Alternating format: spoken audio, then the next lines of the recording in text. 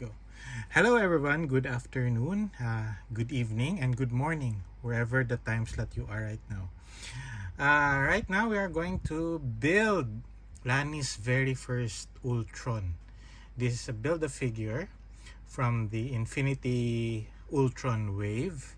So in order to build Ultron, you have to have all 6 characters, and each character possess one buff. This is what you call a build-a-figure part.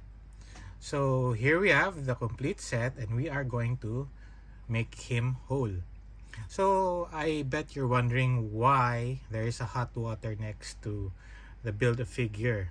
The reason for that is because I don't want any breakage to happen whenever we start to insert the pegs. So that's why we put that there. Actually, it's already cooling since we're in an air-conditioned room. Anyway, without further ado, let us start to build. So first, let us start with the leg. When I build a figure, I usually start from the leg up and not from the top going down. Why is it? I think it's easier actually to build it from the leg going up. Less entanglements, less risk of breaking or making the joints loose. So I start with the leg. So this is how I do it. So we start with the right. This is the right leg.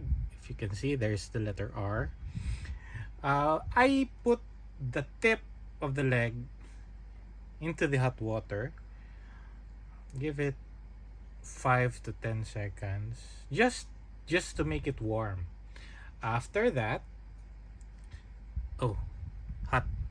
So once it's a little bit hot, make sure that there are no more fluids that are attached to the hole. We don't want that to happen.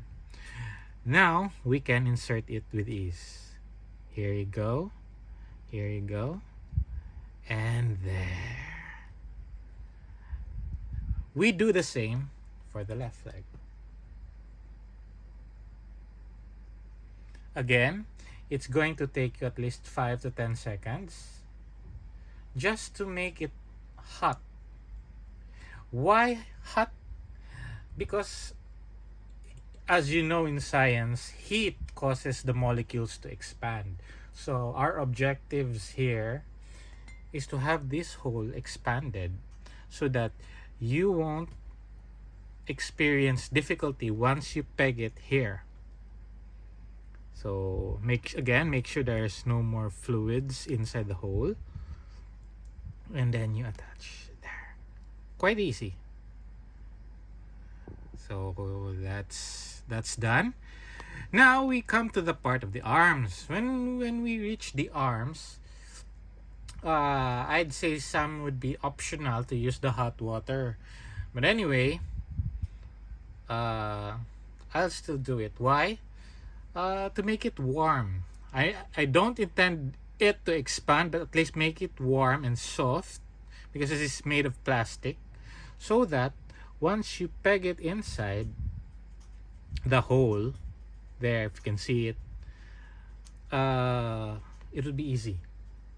So again, that's another 5 to 10 seconds. Again, keep in mind your objectives here is to make the peg warm, a little bit soft, so that it would be easier to squeeze into the hole. Sometimes, if you don't do this, there are certain pegs wherein you risk breakage. Why? Because they are already very brittle by nature. So hopefully by heating it, you make it a little bit warm and soft. So there, I was able to peg it inside the hole flawlessly, effortlessly. And you do not fear the breakage here. But sometimes these parts tend to be brittle. So what I do to avoid that, I use the help of our trusty old hot water. Again, that's going to be another 5 to 10 seconds. Once you're satisfied, you believe it's warm enough, you try to put it. So let's try to put it there. And voila. At this point, I would like to share with you na it would also be wise. Look at this hand joint over here. So sometimes this come out stiff when it comes out of the box. So what I do, I immerse this again in hot water. Why? So that if ever there are any paints that has been the cause for the jamming of the joints, at least through hot water, you are ensured that the hand joints won't break on you. It won't be that brittle. So with the help of hot water, you warm it enough and see how easy it is to bend. See? Like that. If you are a collector like me, you should be very careful and very sensitive in handling those joints, because usually as collectors, we don't usually buy multiple items of the same product, not unless he's multiple man. So when you buy, I assume you would only buy one. So if you buy one, you make sure that you take care of it very well. You handle it very well. And you make sure that something as simple as these hand joints, you can bend with ease. And finally, the head. So what I do, I just plop this head into the hot water like that. Concern. Some of you might be concerned. Oh, what if the paint chips or the paint melts or the plastic melts? It won't. It won't. Trust me, it won't. What we are just trying to attempt here is to make the plastic warm enough so that it would expand, and you won't have to force it here. Why? In some cases wherein the head was not immersed in hot water, it comes out stiff. And when you force it here, since it's very stiff, it won't automatically fit this ball joint. So usually, or sometimes, I mean, this would cause the breakage of this. Can you see how slim that is? If you would force that in, that would cut, and there goes your figure. It would become a dud, a useless thing. So here is our head. Oh, warm. So again, make sure that you get rid of the excess water. You don't want to have water inside the hole. But if you can feel this, it's already warm enough. Once you do that, you put that in there. And ladies and gentlemen, we have our completed Ultron, Infinity Ultron. So, are there alternatives for hot water? Yes, you can use the hair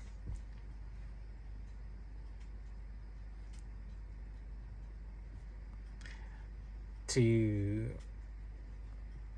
give you the heat, but I prefer the hot water instead. Another use of the hot water here is usually due to how the figures were put into the clamshell. More often than not, there would be deformities. It's not really a big issue, but if you're really nitpicky about it, hot water can help. How? You just immerse it there. The part, I mean, look at this lance. This is the lance, by the way. If you see the tip, it's a little bit crooked. Okay? So if you are like me, that is OC, you don't want that. So what you do is just immerse it again for a few minutes, seconds, as long as you can determine that the plastic is already soft enough. See, you see that it's soft enough that you can manipulate it to smoothen out, because this is a lance. This is Ultron's weapon of choice when battling the Avengers in the Infinity What If saga. So you want that to be straight. The same is true here. You want this to be straight. Now, more often than not, especially if you just do it for a few seconds, you won't really get the desired effect. But if you put that if you prolong that in there, you can straighten it out. See? So what was once a bit curved becomes straightened. Then again, just like we did with the leg joints, we immerse this part, the part with the hole, to the hot water. We expose that there. Why? Again, to expand. And once you get that feeling that it's already warm enough, you take out the excess water. You can now fit it there effortlessly. Voila. This is Ultron's weapon of choice, the lance. And you can now put it here. Which brings me to another point again. Some of the collectors, and I'm not saying it's wrong, they just clip it right away into the hand. If you do that, oh, well, it's okay. But I'd rather heat it up a little bit to make the hands a little bit softer, to allow the hand to grip the lance. And there, if you can see that, it grips it. However, if you're like me and you've also watched other reviews of the Ultron buff, you would know that his right hand does not hold the lance tightly. Do not be surprised if it's so loose to the point that it's gonna fall. See? So it's just a matter of how you maneuver the pose. Most likely I'm gonna pose it like this, with the head on the ground, because it's gonna fall out. It's that soft that it's gonna fall out. So that ends my review and my how to build the Ultron buff. So I am doing this in part for the main, as a favor for the main host of this show, who is Miss Lani Garzon, and I hope you will come again and watch more of her videos. Thank you and have a nice day.